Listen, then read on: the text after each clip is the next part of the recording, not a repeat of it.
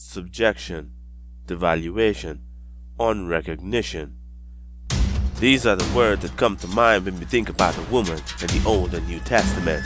But have you ever noticed that when it comes to the things that truly matter, like forgiveness and salvation, it is the woman that's in the front line and it's the man that's in the background? Yeah. What we see is God coming for a woman, not a man.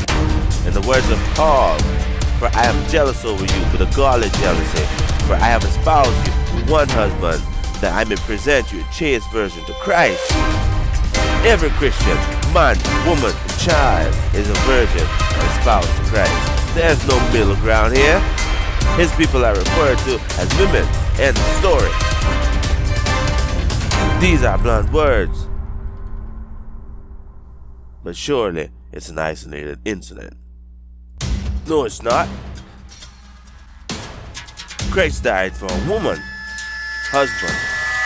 Husbands, love your wives, even as Christ also loved the church and gave himself for it. Christ came and died to save his bride. Yeah, that's what I said. But wait a minute, doesn't the Bible teach that the woman is the church and the church is a woman? That's right. The people of God is his church. And say unto Zion, "Thou art my people." Isaiah 51, verse 16. Now that sounds more like it. Nothing like a good obscure text to help us understand everything. But all his people are represented as women. I have likened the daughters of Zion to a calmly and delicate woman. Man, we men just can't get a break. Okay, at least everyone that's not in the church are men. Nope. Be around there too. Those that are not in the church are considered true widows. If any man or woman believe it and has widows, let them leave them, and let not the church be charged, that it might relieve them that are widows indeed. 1 Timothy 5 and verse 16. Well, would you look at that? Even those that are outside the church are considered women. Do you mean to tell me that men are not even part of the equation? I don't mean that at all. Man has a huge part to play in the equation, but he must come from the woman. Sadly, there has only been one man produced so far in all of human history, and that is the man, Christ Jesus. For there is one God and one mediator between God and man, the man Christ Jesus. 1 Timothy 2 and verse 5. Finally, a piece of information that we men can relate to. It clearly states between God and man, not God and woman. That is true. But what is a man? Man is the entire human race. That's the reason man was always mentioned in the Old Testament. Will the entire human race be saved? No. Will his entire true church be saved? Yes. Keep in mind that his church is not a building or a denomination. It is individuals. God's intention was never to save just a few, although that is the reality. His intention was to save everyone. Man. For the scriptures declare, God is not willing that any should perish, but that all should come to repentance. Find that. 2 Peter 3, verse 9. God sees his church as a pure woman, and there appeared a great wonder in heaven. A woman clothed with the sun and the moon under her feet, and upon her head a crown of 12 stars. Revelation 12, verse 1.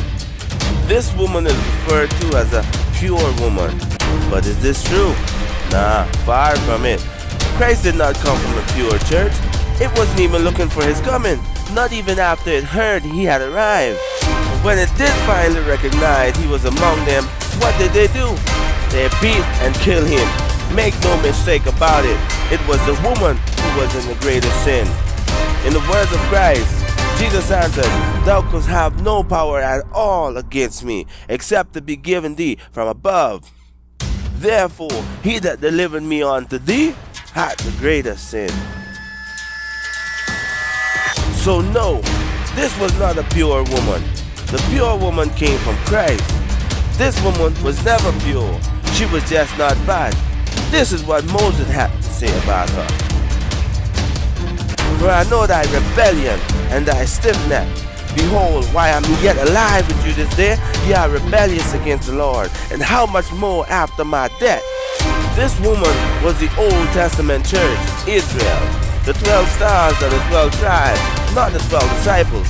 These did not exist before Christ. The woman is clothed with the sun. The son is not the child she's in labor with.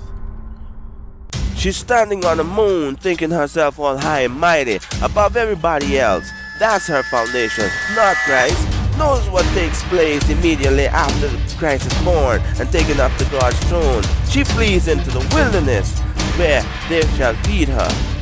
There's no more moon to stand on. There's no more sun to be clothed with, and the stars are not mentioned, even though they are still there. The stars are all they that shine a light to a fallen world, you and me. This is the order God established at the beginning. Man came from God. Woman came from man. And then man came from woman. When the man followed the woman into sin, she became the head. Man cannot by force take this authority away from her, because she did not by force take it from him. That is why God's people is represented as women. She must freely give the man the permission to take up this authority to rule. That is why the Bible states that her desire will be to her husband, so that he can rule. So, in saving the woman, God also saves the man. Is man included in this woman? Most assuredly they are, but only if they are called a spiritual woman. What I mean by this is not that man should get in touch with their feminine side and start to wear a dress. Men must show themselves manly in all aspects of life, so don't get it twisted. This is why it's so important to know just what exactly a woman is and who it is that she represents. As with everything else in the Bible, the underlying meaning is vastly more important than the overlying meaning. This is the order God established in the second beginning. Christ, man, came from God. The church, woman, came from Christ. So guess who will come from the woman? The church. It is man, the chosen ones, Christ or Messiah. They all mean the same thing. Nothing has changed, only time in which these things occur. Now before you pick up your guns and swords to come and hunt me down, to give me a piece of your mind, let me clarify one thing. We call ourselves Christians. We have already accepted the name, unworthily, but all the same. We are a type or a kind of first fruit of those that will come after us. So why should you be ashamed to be called by it?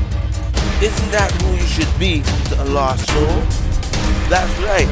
That job is not left just to pastors. It is to everyone that is called by that name.